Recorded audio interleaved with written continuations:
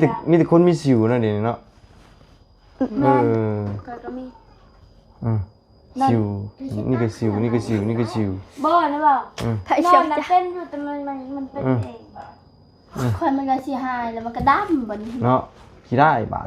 มันมักท่านบ่มันเป็นแบบไหนที่ว่าคนมีสิวงามเลยนะบ่ส่วนตอนได้เขาบอกเขายังบ่ได้ว่าอันนี้มันเกิดกันทุกคนสิวงามสิวนะมันได้มาให้มันหาเดี๋ยวมันเศร้าเองมันเพราะว่าเจ้ากำลังอยู่ในวัยที่กำลังจะเป็นสาวเด้มันก็เลยเปลี่ยนเนาะเลยมีสิวกับผู้ใดทาเครื่องสำอางลายมันยังขึ้นบอกก็ไม่ได้ถาม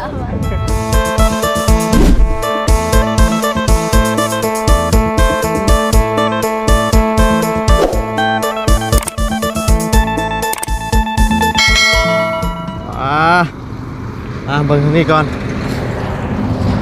ชวนกินมาใส่คลองนี่ป่ะ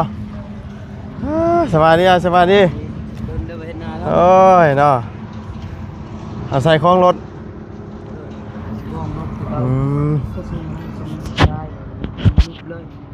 มันหนักเนาะขุดคลองหันบ่หรือว่าส่วนเราเนี่ยตอนนั้นเขาต้องขุดให้มันเลิกก่อนบ่ให้มันไหลเขาเนาะลื่นเป็นเจ้าเลยเราพุดลึกเหมือนบึ้งมุดเลยดินเขาล้างเหลืองมีแต่ว่าขุดให้มันวิดอันนั้นได้นะให้มันวิดตัวอันเท่นะมันจังบ่เข้าใส่ดินทรายวิดเลยเนาะเล่นนาเนาะโดยเมื่อบ้านเมื่อบ้านหากันมาจันลาวกับมือมื้อนี้เมื่อบ้านโดยแล้วมาเมื่อนี้เหรอเนาะครับมื้อนี้เหรอกลับมาใหม่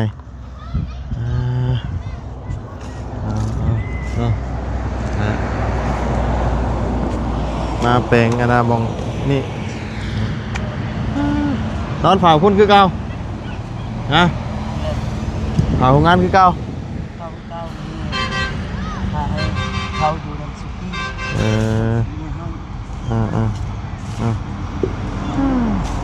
มันโจรลักมันนั่นลักยังทำมันนั่นน่ะ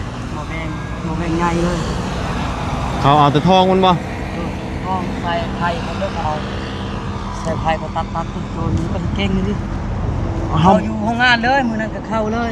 เยอะเลยก็โตมาเลยเห็นรถคนบ่เห็นคนเลยตอกเขาตอกกลางเว้นอีกเขามีปืนมีนั่นเนี่ยเขามีปืนมีนั่นเนี่ยคนเหมาะอันคนมาเอานะปืนยังน่ะปืนแท่งปืนเก็บปืนจับยาวๆมันบ่เขาก็ย่านเนาะหมดเลยเอาจนให้2 มื้อ 3 มื้อก็มื้อนี้นะอาจจะเสาร์นี้ไปตรงนั้นมันเขาเผาแต่ว่าหน้าก็ว่าเป็นยังแล้วว่าเฮ็ดได้ตรงนี้ก่อนดิโครงการชีวิตก่อนแล้วเขาบอกว่ายังก็ไม่ได้โมเมนต์มาถูกขายแม่นเฮาไม่ได้ราคาเองเนาะเขาแก้ให้แล้วบ่เขาไม่ได้ล็อกบ่ใช่ล็อกเขาตัดเอาบ่เขาตัดได้เป็นกรณีเลยเขาตัดเขาขึ้นตัดไปรักเลยจนใหญ่เลยจนเขาเคยเลยคือว่าแล้วพวกหมอแบงมันบริษัทงานบัดไฟมันมีไฟอยู่แล้วเนาะขนาดมีไฟยังเขารักขนาดมีไฟเท่ๆเขายังตัดได้วิทย์อยู่โรงงานเขาประมาณมื้อนี้เขารักโรงงานเขาตอกกลางเว้นแล้วกลางเว้นตอนแรกเขาตอกโรงงานกินยางอีกโรงงานมันกินยางอีกเขาตอกอันมองอันโค้งกันบ่ด้วยเขาตอกอันนั้นเขาเอามาพายรถอีกมาพายรถนี่เขาจะเอารถเบียดปะอยู่ละ3 คันรถจักรแต่นี่เขาจะซ้อมรถเฮาอีกเขาอยู่ในมื้อนั้นเขาซ้อมเขาเฮ็ดกินน้ำเขาประมาณนี้แล้วมาลิ้นน้ำเจ้าลิ้นไปนั่งเฮาคือเฮาดีแล้วเฮาเห็นเรานั่งแบบนี้แต่ซองเบิ่งแต่เฮาถือผ้าเฮาค่อยจอบมาเห็นเรานั่งอยู่กลางโรงงานคือแบบคนที่บ้าแล้วรู้แล้วคนคือมันแล้วเนาะคนแก่ฮู้นี่โคตรเนาะคนนี่ก็ได้คนมันเรือตายเลยมันโทษบอกพ่อแม่มันว่าแบบมันเดือดโทษจักอะไรเพื่อกลัวชิดเขาเพื่อแล้วคน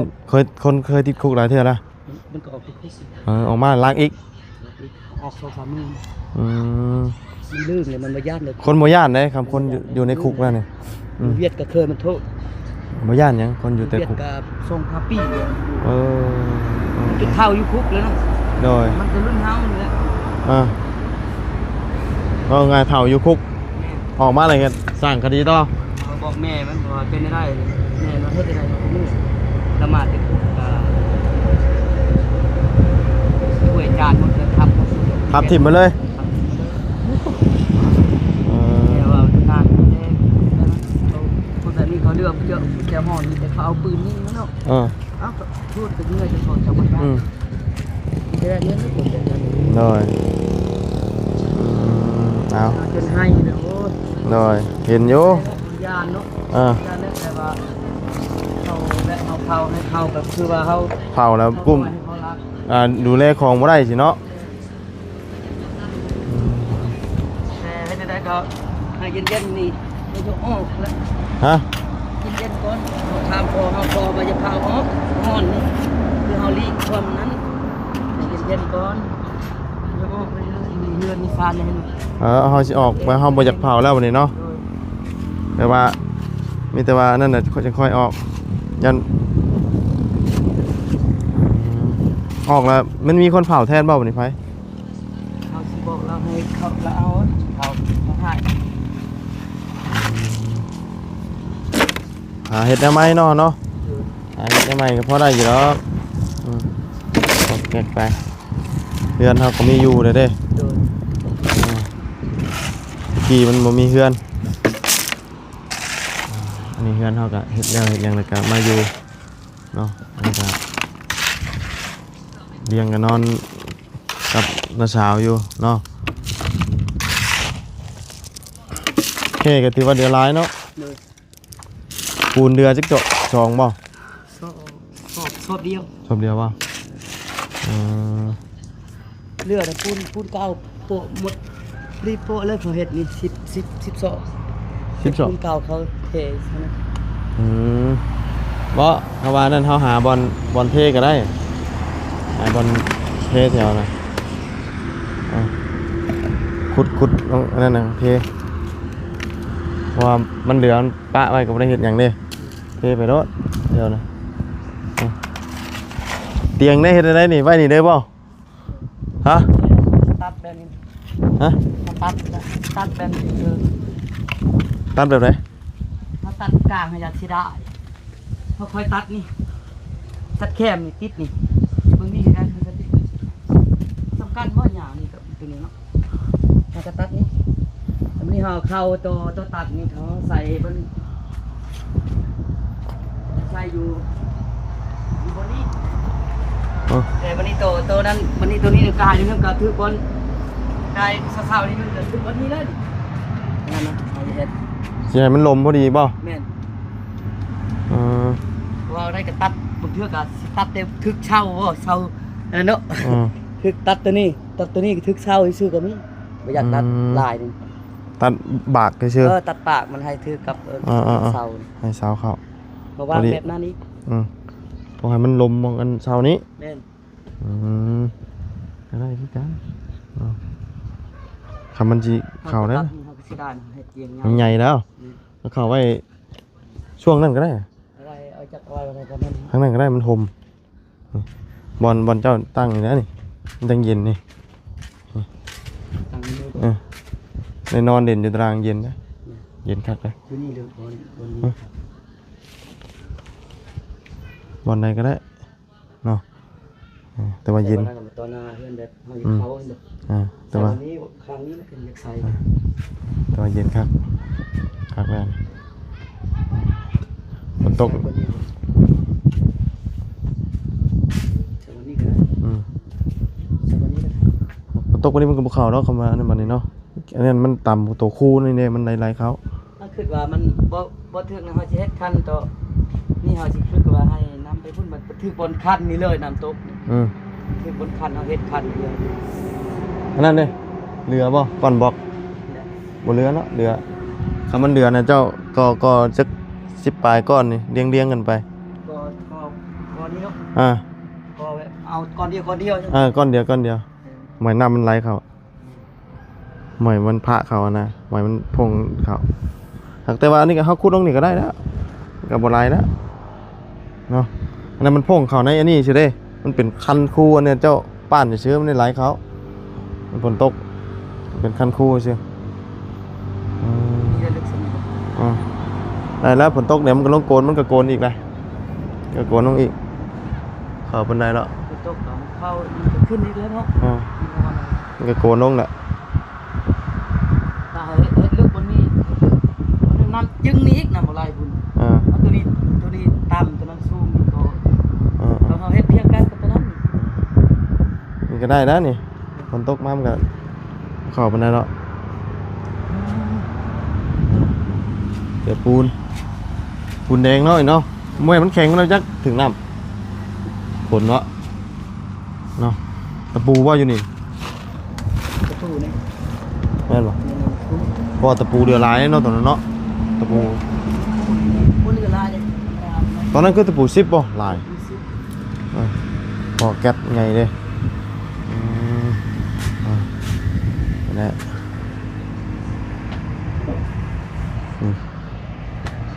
เฮ้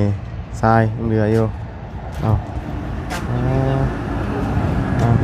บ้านนี่สุดท้ายแบบเป็นโน่นนี่มันนะเอาคนทราย ได้ อาปะนี่มันโน่นมันต้องน้ำก็คอยปูนไปนี่นุ๊ก มันกอยว่ามันนั่นเพิ่นบ่ได้ปั่นนะวะฮะ เขาปั้น ปั่นเนาะ แต่มันเหี้ยมันปาก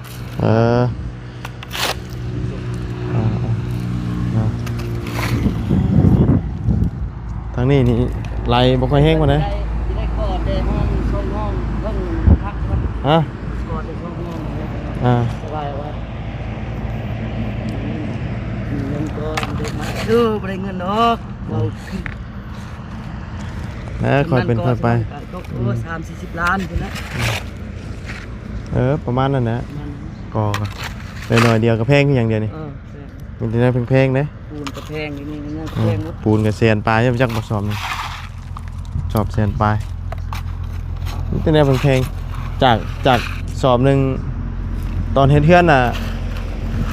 สอบนึงเท่าไหร่30,000นี่แหละ 30,000ก็ดีเนาะถ้าไปพันก็มีเนี่ย ข้าวปลายมาวันนี้แสนปลายป๊อขึ้นแบบอันนั้นนี่ดีบัตรค่า เอาได้แพงขึ้นได้ตะกี้มันบ่ได้แพงนะ มันนี่ขึ้นแบบว่าขึ้นแต่ค่าอันนี้นะค่าสินค้าแต่ว่าค่าให้งานทำเก่าพวกให้งานสร้างแต่ไปเอาชุมกันอะไรคาร์มอกน้ำมันเขา เห็นให้งานสร้างนี่เอาสูงอยู่แต่ให้งานแบบ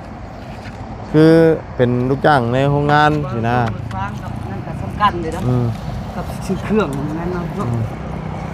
สำคัญเลยอยู่ชมแถวนี้แล้วเนาะ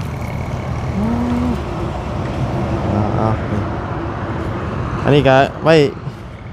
ไฟหนึ่งข่าวหนึ่งน้ำเอาไม่เส้นงามอยู่ได้นี่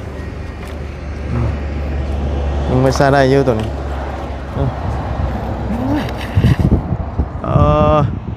ใส่ไปทางเพื่อนนี่เบิ้งทางเพื่อนก่อนฮึบใช้ไปใส่บัดเลยบ่เห็นไผ่บาทนี่เนาะเย็นเลยพี่น้องกินมาเพิ่งหนึ่งข่าวแล้วบ่มานี่ยังคือเก่าเนาะ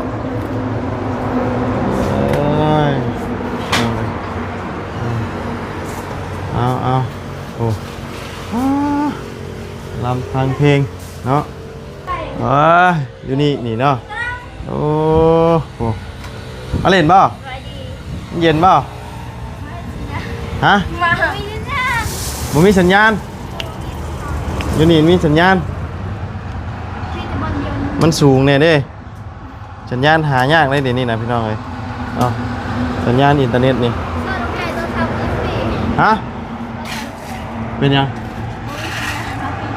บ่มีสัญญาณเลยมันเป็นยังมันเพโทรศัพท์เพป่ะเอ้ามียังค่ะแบบไหนเว้าแบบไหนบ่ได้ยินนี่นี่ไมค์กันบ่ได้ยินนี่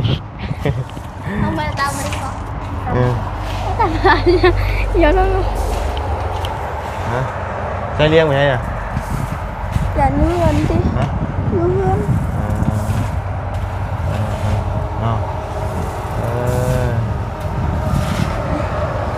ยี่นี่มันเย็นแต่ก็มาเล่นนี่แน่ไปพุ่นแน่เนาะบ่มี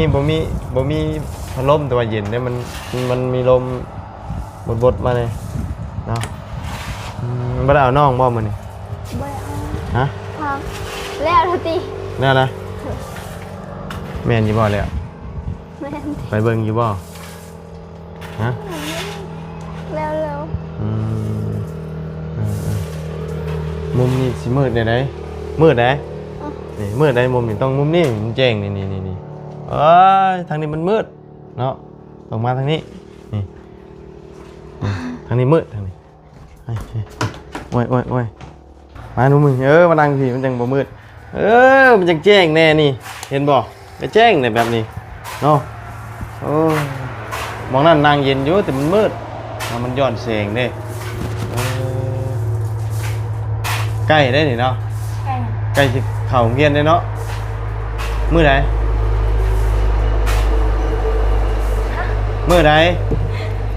ยังเหลย30มื้อ เดี๋ยว30มื้อเดือนยัง เดือน9วันที่1 เดือน9วันที่1ก็เบิดเดือนนี้เลยเบิดเดือนนี้ปั๊บเป็นไปเลยไผเด้สิได้ขึ้นห้องไผเด้สิได้ข้างห้องเนาะฮะ ขึ้นในห้อง ขึ้นก็ขึ้นไปชื่อๆแล้วเบิ่งบวกลบคูณหารบ่ได้แล้วได้อยู่บ่ โอ้ย เอ้าสมมุติไปเฮียน ตัวนี้ บ่เฮียนบ่ได้นี่เฮียนเลย ขนมมัน เอ้ยเนาะ เดี๋ยว เฮ็ดได้ฉันเนาะบ่ได้ขึ้นเฮาก็ออกเอาเห็นบ่ระบาวเฮียนบ่เป็นระบาวออกนะ ไผสิเป็นแบบนาวาเนาะ ฮะ ไผสิเป็นแบบนาวา ว่า เฮียนบ่เป็นแล้วสิออก เอ้าเฮียนไปกูเป็นเนาะ เอาเฮียนบ่เป็นเลยอันบ่ออกน่ะ บ่ อ้าว เฮียนเก่งเกินกันถึงออกน่ะ ถ้าเฮียนเป็นหอยเขียน เป็นแน่ระบาวตอนออกมาพี่ได้จังเป็นคันคนที่บ่ได้เป็นภาษาอังกฤษออกนี่น่าสิเป็นได้นะบ่ ออกเป็นแน่เนาะเอ้า เป็นเด้เฮาบ่ได้เฮียนแต่เฮาก็เป็นได้นะบ่ เป็นบ่าวก็เป็นคือกัน สีเหลืองเย็นโลมีดและอีโต้ในภาษาอังกฤษ มีอีโต้ แม่น โอ้แกะกันแฟนกระดานแฟนได้แกะมากินปลาเก่าแล้ว เฮ้ยโอ้มาใช้นี่พี่โอ้ยเจ็บท้องบ่คือว่านี่บ่โอ้ยเจ็บท้องนะนี่แม่นะนี่ บ่หรือเปล่า เล่นเรื่องของน้ำมานี่ อีแหลม มาเอาปีว่าสิตามไปกินกินหรอ กินกินใส่ เอากินอยู่นี่แล้ว นี่หรอวิวก็งามบ่วิวคันนั้นงามเลยเนาะไปเอาไปกินไป มีอย่างเนี่ย มีแต่ปี บ่มันต้องมีบ่ เดี๋ยวเขาสิจะเอา มีบ่นาวอยู่น่ะ เขาเป็นตรงนมเนี่ยเบิดก็ตู้เย็นเต้นช่วยนี่ โอ้แต่ประชวนนำ ตู้ เร็ว เย็นก็เจาะตาบากนี่หนูเห็นมีเขาไปซื้อมีเงินเขา ให้เงิน ชาว เงินหลายบ่ปันกันเนี่ย เขาจ้างเรา ฮะ แต่เราไม่มี หลักแล้วประโยชน์ ก็เห็นเจ้าข่าวดีอยู่ เข้าดิ จังแล้ว แท้ แม่นบ่ เมื่อวานนี่บอก เมื่อวานนี่ เขาบอกเท่าเดี๋ยวได้อ้าวสามนี่เงิน ของบ่เฒ่าบ่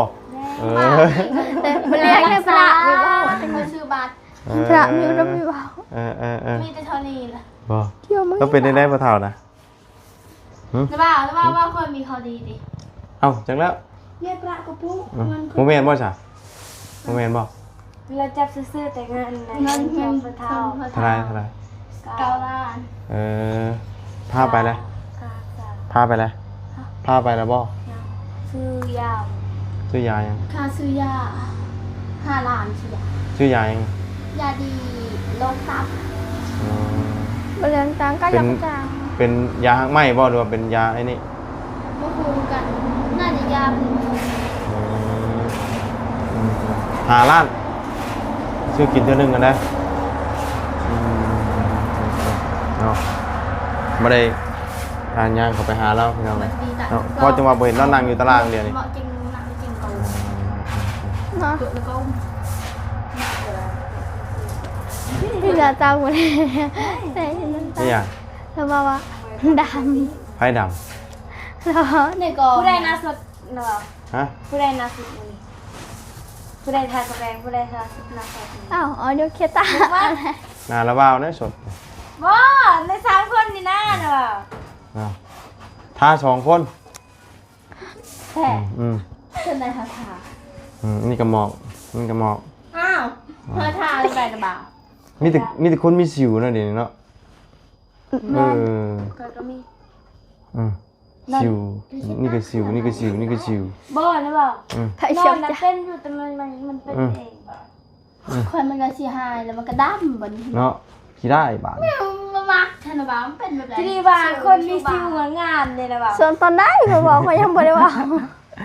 อันนี้มันเกิดกันทุกคน ไผ่ชิวงาม สิวนะมัน จะได้มาให้มันหา เดี๋ยวมันเศร้าเองมัน เพราะว่าสุเจ้ากำลังอยู่ในวัยที่กำลังจะเป็นสาวเด้ มันก็เลยเปลี่ยนเนาะเลยมีสิวกับผู้ใดทาเครื่องสำอางลายมันยังขึ้นอืม บอกก็ไม่ได้ถามมันนะบอกไม่ได้ตาขีมันก็ไม่ได้เงินตาแต่กันแดด12 ล้านเนาะ ถ้าคือ ว่า โป๊ะมันก็ต้องไว้ แต่เอกอี เออ เรา ก็มันก็เลยขึ้นแหละ โป๊ะ ขึ้นพร้อมกันมาได้นี่3 คนนี่เนาะสิวขึ้นหน้าเออ เลี้ยงก็ลายบ้างนะ เจ้าขึ้นก่อนคอยขึ้น เออ มือเดียว2 มือ กี้เราว่ามักมีอยู่นี่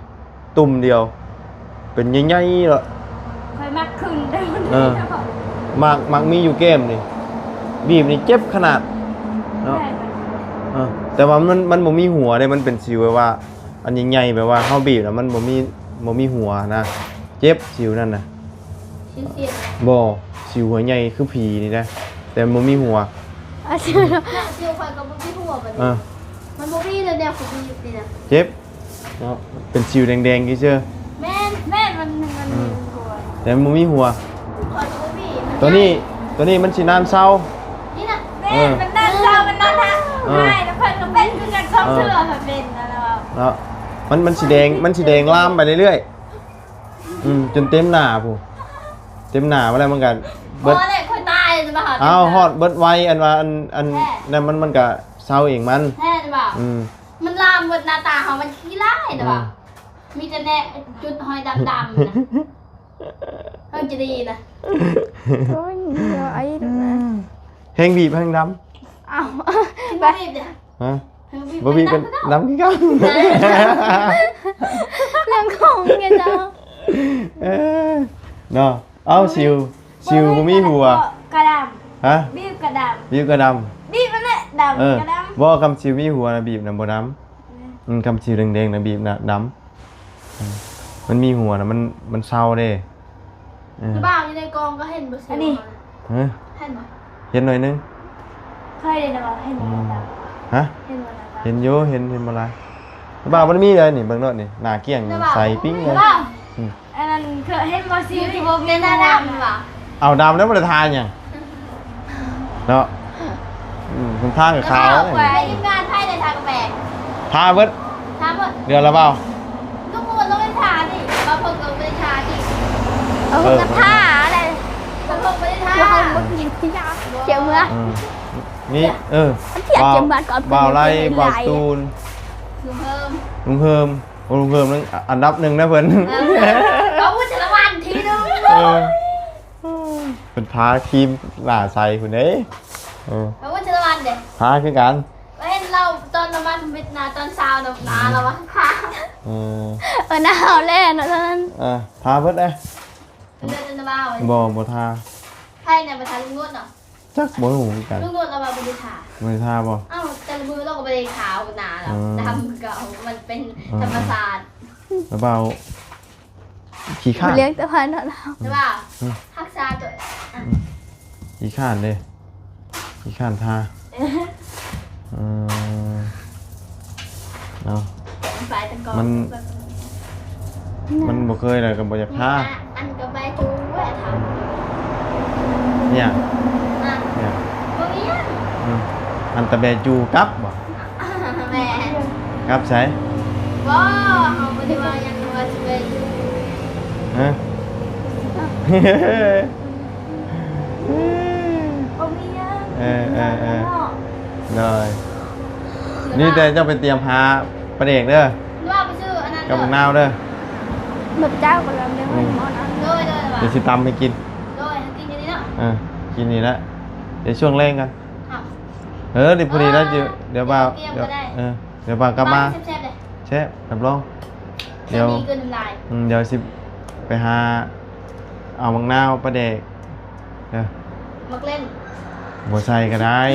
เทียม อืม เทียม ใช่ปะ ข้อไม่ได้ใช่หรอก บ่ใช่มันเป็นตำบักหุ่ง ไม่กินตำหุ่งหรือเปล่า ตำบัก เพราะ หุ่งป่ะ ตำปีเขาก็ไม่ได้กินโดนแล้วให้กินตำปี เอาตำบักหุ่งป่ะ ตำปีนะ ตำบักหุ่งเดี๋ยวเอามาแต่เพื่อนก็ได้ อ้าวตำหุ่งหรือเปล่าก็ได้นะตำหุ่งหรือเปล่าแซ่บ เนาะ ตำหุ่งตำปีเนี่ย เดี๋ยวจะเสียเจ้า มันจะแบบหนา กินมื้อละอย่างติเนาะ คือตาฉันเคยเจอคนนี้จะเอาไปว่าจะทำ แรงเด้อ